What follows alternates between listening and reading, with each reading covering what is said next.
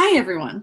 So today I'm going to start a series on how tapping, well, let me say again, how can tapping help with money problems? I had originally thought it was going to be a single talk, but I've realized as I was preparing for it, I had way too much to do in just one session. So I'm going to do at least 3 sessions of this. Today I'm going to talk about how to tell if you have a subconscious money block. What are the sort of the warning signs, as it were. And I had to do lots of notes for this, so you'll see me looking at my notes. Sorry about that. It's just a lot there. So anyway, I realized that so often the stuff that is causing my clients to procrastinate comes from money issues. Hey, Margaret, you made it. Yay, welcome. So often it's around old programming around money is causing the procrastination. And Susan, you made it too. Hi. And so I wanted to get out there and actually talk about how you can get rid of the stuff around money, all that subconscious rules and blocks, so that you can get on with your life and doing what you want to be doing. And as I was looking at it, it seemed like the main place to start was just recognizing if you have one of these subconscious money blocks or more than one. So let's dive in. How do you know if you have a subconscious money block? Well, the short answer is if you have financial challenges, you very likely have one. Okay. The easiest place to know, to recognize that it's something going on inside of you as an internal job is around spending issues. So if you can't stick to a budget, if you have impulse buying, like from difficulty resisting a sale, all the way up to using it as retail therapy, you buy something in order to feel better. I've seen it with people who basically fall off the wagon.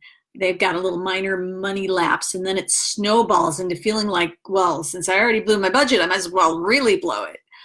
I've often seen it, like, I call it the hole in the pocket syndrome, where whenever you get some cash, you seem to spend it right away. And it's like you're here today, gone tomorrow. Where did it go? But it's, you recognize that you don't seem to be able to hold on to it. It just flows right through you. Look, really any sort of bad decisions around overspending, having credit card debt that balloons up and never goes away, and loans, there are good loans, but in general, taking out loans that aren't good, that would be like a spending problem. And people tend to recognize those things as their own issues, that you can't really blame that on someone else or the economy or things. So those are easy to see. Hey, Connie Joe, you made it too. Yay. Where it becomes harder to recognize that it's your own internal job, the subconscious block, is around bringing the money in. But I've seen this so often with my clients where they have some subconscious rules that get in the way of them being able to bring in more money. So I'm looking for it if I've got somebody who tells me that they're always making less than they could. You know, other people in my industry, they make more, but I don't, I can't. And that often comes around charging too little. So if you're a business owner and you're charging less than your competitors, that's a really big sign. Unless you're doing it for a specific strategic reason and it's going to change, probably that means that there's something inside of you saying, oh, I shouldn't have that, I don't deserve it, it's not right, no one will buy it from me, that sort of thing. So if you're charging less than your competitors, and also sometimes if you're simply not raising your rates when you should, that can be as you know, the competition raises their rates and you stay put. It can also be if you're giving so very much, and you keep getting the message, you're so much better than other people out there, and yet you're still staying at the same rate with them instead of going above to where it is actually what you deserve. So if you've stayed at the same rates for a long time, for, you know, years, that's a big sign that you have something inside telling you you shouldn't raise your rates, you don't deserve it, and it's wrong. Okay, so I just want you to know that. It can also be showing up in bringing money in where you're holding yourself back from doing those things that would make you money. Look, I'm a procrastination coach, so I would obviously mention if you're procrastinating, doing the things that will bring in the money, or releasing the product, or getting out there.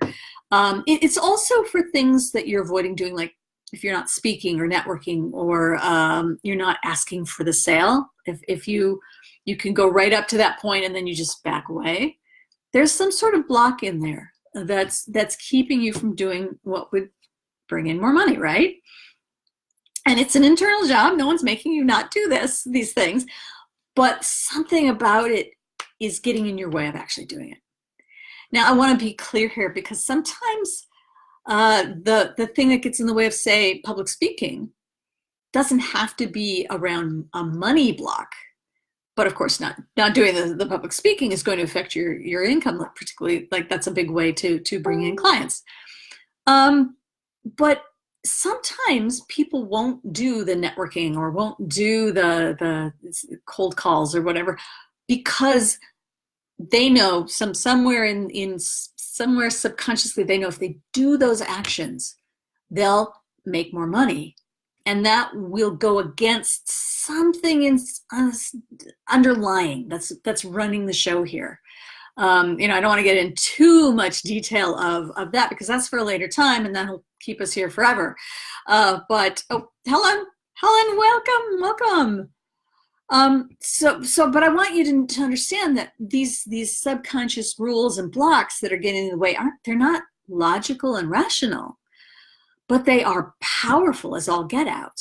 And you see them showing up in these ways where they affect the way you spend or the way that you bring in the money. And another really, really good sign that you've got one of these money blocks is if you have a repeating pattern around money.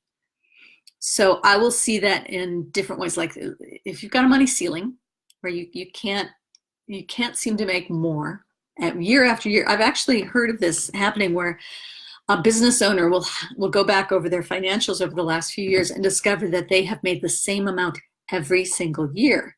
And there's no reason for that. I mean, they could have been bringing in more clients. But there's something that's inside them that's limiting them to a certain amount. I'm talking about business owners, but if you don't ask for the raise at work, you're going to be making the same amount every year too, if you've got a corporate job. So you can have a money ceiling even if you're not a business owner. So the money ceiling, that's a pattern. You can be a pattern where you're on a roller coaster with money. For some months you bring money in, and then for a while you just sort of let it go out. You're just not bringing in as much, and then you get yourself revved up and do some more. So if you find your income on kind of a sine wave, that can be a big sign, different spelling, that you have money block. Similarly, if you have like a boom or bust pattern with money, where if you get a lot of money in and then as soon as it comes in, it's like something happens and it has to go out again. The car breaks down, you have to replace your refrigerator. That, for those who are into law of attraction, you make sense of it that way. But you can also see it in other ways. I mean, if you have some sort of block that says it's not safe to have a lot of money, and I give you $50,000, you'll find a way for it to go away. You'll have to give it away to other people who need it in your family, or you will invest it in an investment that goes south or something like that, because we do this to ourselves. So anyway, I could get into a lot of law of attraction, but I'm telling you, you don't have to believe law of attraction to see this happening with people, where think about the people you know who they really should be doing really well financially, and yet they aren't, over and over again. And it's as if you can almost say that they've got bad luck around money, but it seems to happen. They make just just enough of the bad choices or bad luck happens and they're right back where they started. If that's happening to you, then that's a really big sign. You've got some internal beliefs or old programming that's not allowing you to have more money in your life. And I think that the most frustrating one for people is when they're looking at their situation and they just don't know what's wrong. What is causing this? Why don't I make more money? Other people, my peers have more. People I went to college with are making just as much, or they're much more than me, and I'm still stuck. For years I've been stuck at the same place, but I don't know why.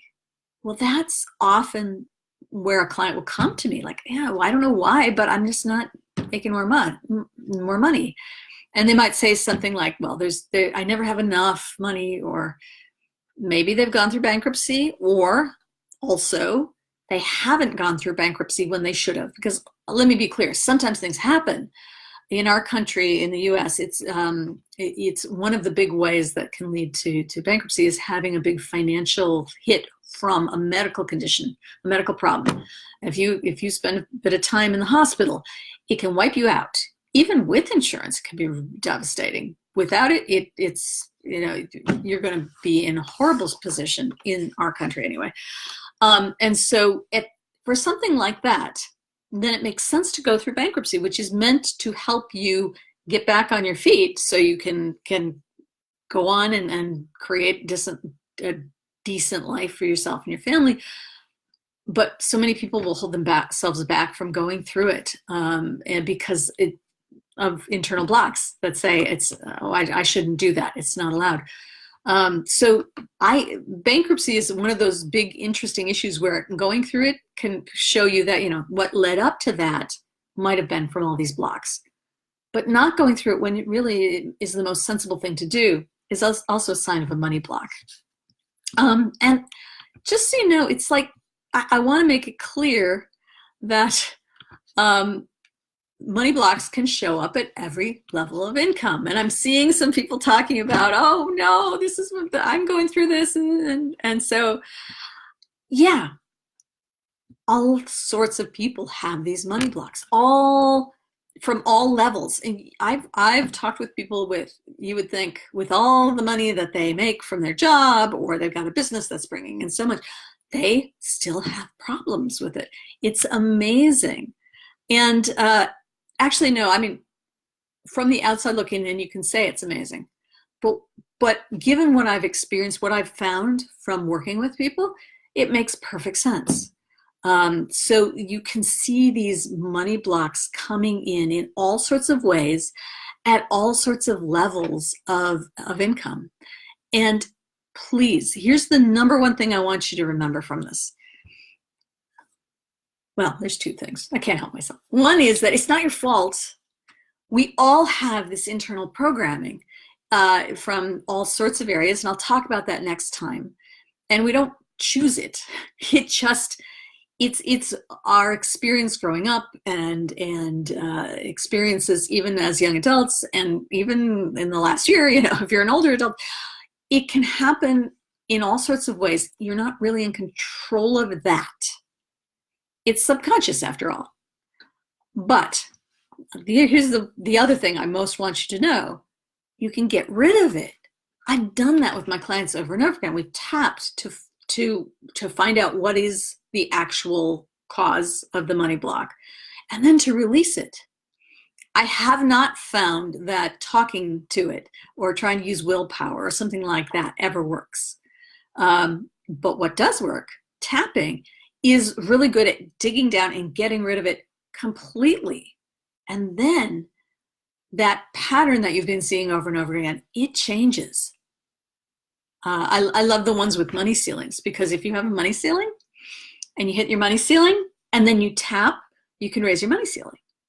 Usually, though, it doesn't go away entirely. It goes until you hit it again, and then you raise it again. So money ceilings are a great one for that. But most of the time, if you have a different kind of money block, it is something that you can get rid of, and it just goes away. It's done with the tapping. So anyway, I've nattered on for quite a bit here about how you can recognize that you have money blocks. Does anyone have any questions about that?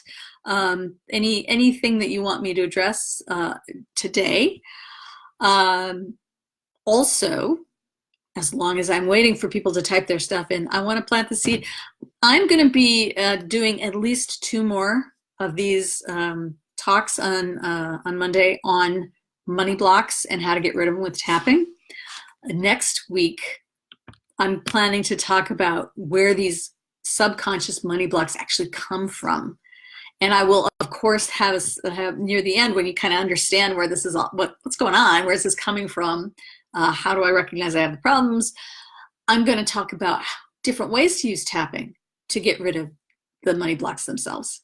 But I'm open. If somebody has something specific they want me to address, please send me a comment, shoot me a direct message, send me an email if you got my email address, because I want to make sure that I'm addressing the issues that you have or that you see as problems. I don't want to forget anything here. I want to make sure that I'm really sharing with you what I can about tapping and money blocks. So that's it. Money blocks happen to everybody. Don't blame yourself. But do know that you can change them. You can get rid of them. All right. So I hope that was helpful. I will want to be helping more with this stuff. And so I hope to see everybody next Monday. Same bat time, same bat place. That's 2 o'clock Pacific, which is 5 o'clock Eastern. And next time, what did I say I was talking about? I'm going to be talking about where these blocks come from, how they get placed. You can guess some of them, but I bet you're going to find out there's some that are unusual sources. I've found this fascinating. The reason I enjoy doing what I do. I love finding these things, but mostly because I know I can get rid of them. So anyway, thank you everyone for being here, and I hope to see you next week. Take care. Bye-bye. That never works. All right, I'm doing it now.